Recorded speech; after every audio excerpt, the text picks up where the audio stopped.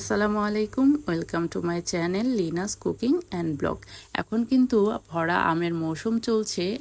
আপনারা চাইলে কিন্তু খুব সহজে আমের এই ঝুরি আচারটা বানিয়ে ফেলতে পারেন। চুলায় দেওয়ার কোনো ঝামেলা ছাড়াই এই আচারটা 1 বছর পর্যন্ত ডাইনিং টেবিলে এমনিতেই রেখে দিতে পারেন। এটাকে আলাদাভাবে ফ্রিজে রাখার কোনো দরকার নেই। ঠিক এইরকম একটা আচার আজকে আপনাদের সাথে শেয়ার করছি। আর এই আচারটা যদি আমি প্রতি বছর না বানাই তাহলে মনে হয় আমি কিছুই বানাইনি। এই আচারটা খেতে এত বেশি টেস্টি হয়, যারা এই আচারটা এখন পর্যন্ত খাননি তারা কিন্তু একবার বানিয়ে খেয়ে দেখতে পারেন। আপনারা জাস্ট এটার ফ্যান হয়ে যাবে। চাইলে একবার হলেও এই আচারটা বানিয়ে নিতে পারেন। তো আচারটা বানানোর জন্য আমি কয়েকটা আমকে এইভাবে লম্বা লম্বা করে কুচি করে কেটে নিয়েছি।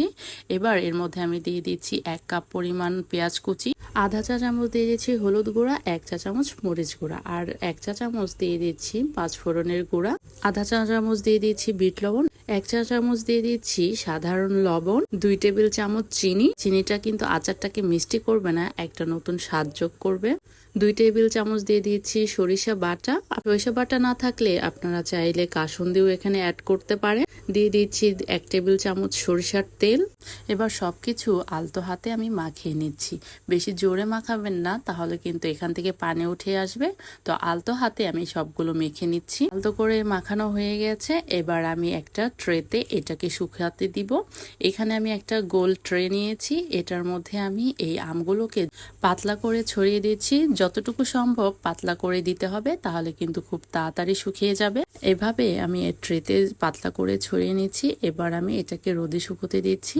তো একদিনের মতো রোদে আমার এটা শুকানো হয়ে গিয়েছে। যদি মেঘলা থাকে তবে সেক্ষেত্রে 2-3 দিন লাগতে পারে।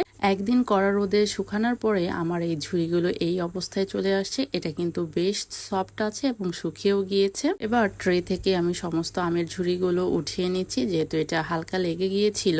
এবার এই আমের ঝুড়িগুলো আমি এইরকম একটা কাচের বয়ামে ভরে নিচ্ছি। কাচের বয়ামে কিন্তু আচার সব থেকে বেশি ভালো থাকে। আমের ঝুড়িগুলো সবগুলো আমি এই কাচের বয়ামে ভরে নিচ্ছি।